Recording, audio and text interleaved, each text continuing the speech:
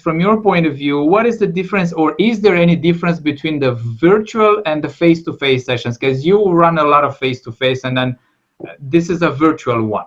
And some people might have a question here. Well, yeah, there are obviously a lot of differences, and I can list them and so on. But actually, the main point is that if we do it on Zoom, they'll understand how to work with Zoom because they'll be doing it on Zoom.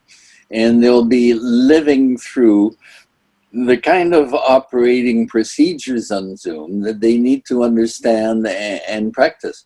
A lot of people who, you know, during the COVID had to go on Zoom or equivalent, they just kind of copy-pasted all the mistakes they do when they're in the same room in a normal meeting.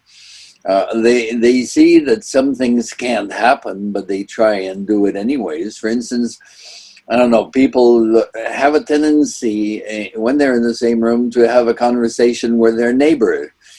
On Zoom, they may be tempted while somebody is speaking to start using the side conversation by typing things while somebody else is speaking. So they're trying to put into Zoom their dysfunctional practices that they do in the same meeting. In Zoom, they may get on their phone much more easily, or they may start doing their mail and stuff like that. They drop out of the meeting. Some people even turn off the picture. They turn off the sound. So actually working on Zoom in organizations needs to be based on a certain number of operating procedures to have an effective meeting. Now, in most companies, actually, meeting operating procedures are never really covered. People come late, they do other things, and then meetings become ineffective. This has never been really worked. Okay? Now, coming on Zoom, for a lot of companies, it doesn't make it easier. They actually make it worse. So if the training is on Zoom, they will also understand the whole Zoom issue and how to work with Zoom and the advantages of Zoom. Mm-hmm. There's a number of advantages. Yeah. One of them, for instance, is if you have a screen with everybody, you can simultaneously see everybody. When you're in a room, you don't see the people on the side, you only see the people in front. And you tend to polarize. So there's a ping pong between people that are face to face, and often they sit in a room face to face to have that ping pong, that kind of competitive stance with each other. In Zoom, it's much more difficult because actually everybody sees everybody and everybody feels addressed directly.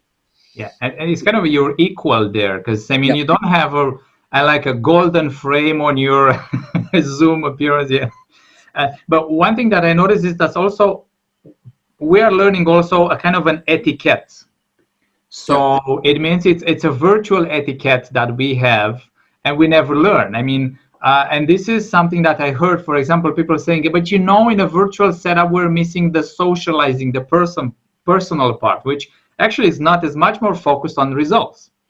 Then you can be socializing later on. So actually, it's in a way, I think the virtual setup is helping people be more focused on providing results, and then you save time for socializing later. Mm-hmm. So you don't do both. Now, what I see is that in a face-to-face, of course, you are much more closer to a person, mm-hmm. for example, which has its own benefits. But the question is, if you're required to work more over the phone or virtual, then the best way to practice it is to use that virtual setup. It's training continuously.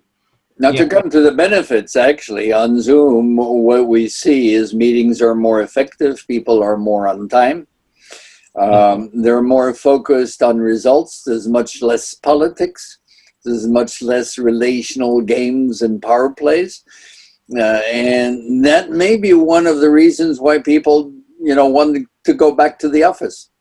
Most of the people that are power game people, players, politicians, and so on, want to get back to office meetings because on Zoom they can't do it. It shows too much. They want to get back to the old and effective culture.